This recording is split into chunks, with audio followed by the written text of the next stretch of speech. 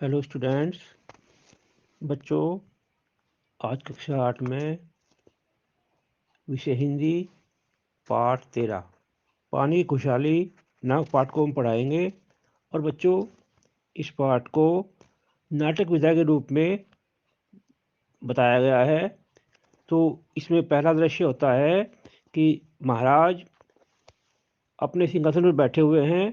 तभी वहाँ पर मंत्री जी आते हैं। तो महाराज उनसे बोलते हैं कि दूरदर्शन मंत्री जी, अपनी दूरदृष्टि से देखकर बताइए कि हमारे राज्य में क्या हो रहा है। तो मंत्री ने कहा कि महाराज, केवल सिर्फ आप ही सुखी हैं, बाकी सारी जनता दुखी है। तो महाराज ने सुन करके उनको बड़ा आश्चर्य सा हुआ। तो मंत्री ने कहा कि महाराज क्षमा करें, जनता गरीबों की तरह आस लगाकर बैठी हुई है कि सरकार की कब्ज उन पर दया हो और उन्हें कुछ दान मिले। तो महाराज ने कहा कि लेन देन की बात तो बाद में होगी, पहले आप ये बताइए कि प्रजा दुखी क्यों है, उनकी परेशानी का कारण क्या है। तो मंत्री ने बोले कि महाराज, यह तो आपको वहीं चलकर पता चलेगा कि उनकी परेशानी का कारण क्या है। तो महाराज बोले कि ठीक है, हम अपनी जनता के लिए ये कार्य भी करेंगे। तो बच्चों, दूसरे दिन मंत्री और राजा भेष बदलकर एक गांव में जाते हैं। वहाँ पर एक व्यक्ति नल से पानी भर रहा है। तो मंत्री जी उसको पुकारते हैं, लेकिन वो बोलता नहीं। तो महाराज कहते हैं कि जोर से बोलिए। तो मंत्री जी उससे बोलते हैं कि भाई, ये पानी बेकार में बहाया जा रहा है, तुम इसे बंद क्यों नहीं करते। तो ग्रामीण से कहता है कि ये पानी तुम्हारे बाप का है। तो इस प्रकार से इन दोनों में कुछ थोड़ा सा वाद विवाद होता है।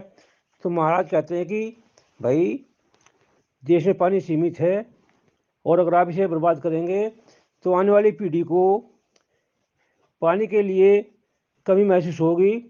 तो ये बात सुन करके ग्रामीण के मन में ये बात आ जाती है कि हाँ, मैं गलती कर रहा हूँ और मैं आगे से ऐसा नहीं करूँगा, आप मुझे माफ़ कर दीजिए, आपने मेरी आंखें खोल दी।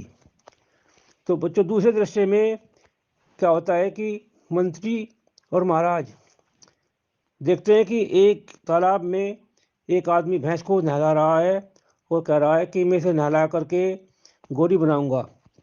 तो महाराज कहते हैं कि भला नहाने से गोरी होगी क्या ये। तो भैंस वाला बोलता है कि फिर कैसे गोरी होगी। तो महाराज इसके साथ मजाक के मूड में कहते हैं कि आप फेयरनेस क्रीम लगा दो, इस 7 दिन में गोरी हो जाएगी। भैंस वाला कहता है कि भाई, आप तो मजाक कर रहे हैं। मंत्री ने कहा कि मजाक नहीं, मजाक तो आप लोग कर रहे हैं जो इस पानी को दूषित कर रहे हैं। तो बच्चों, क्या होता है कि तभी वहाँ पर एक महिला पानी भरने के लिए आ जाती है।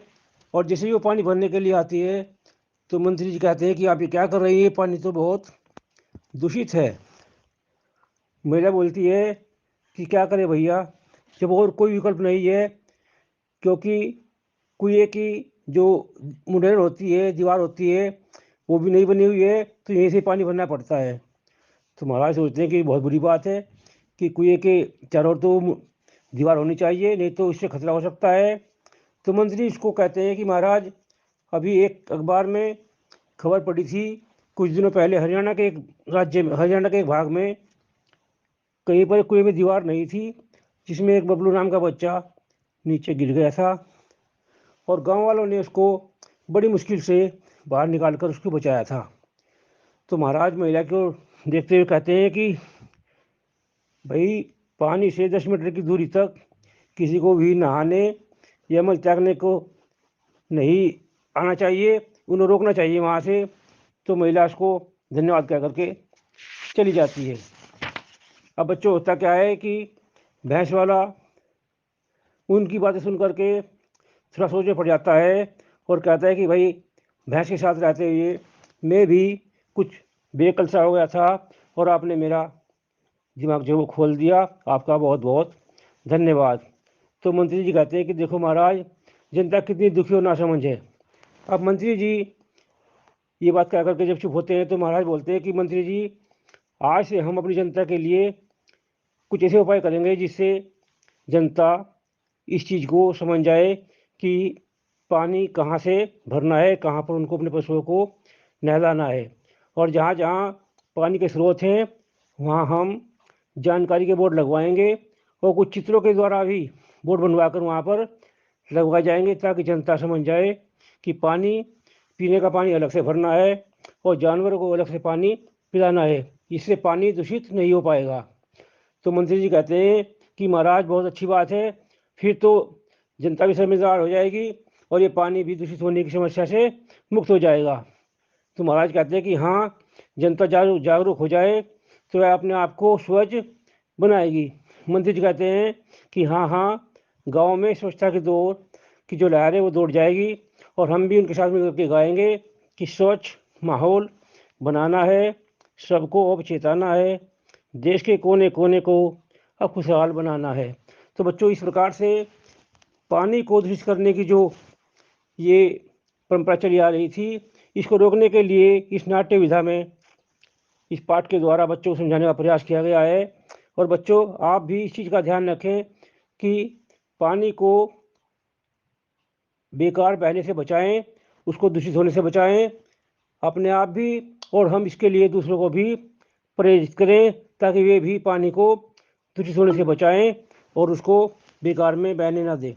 धन्यवाद।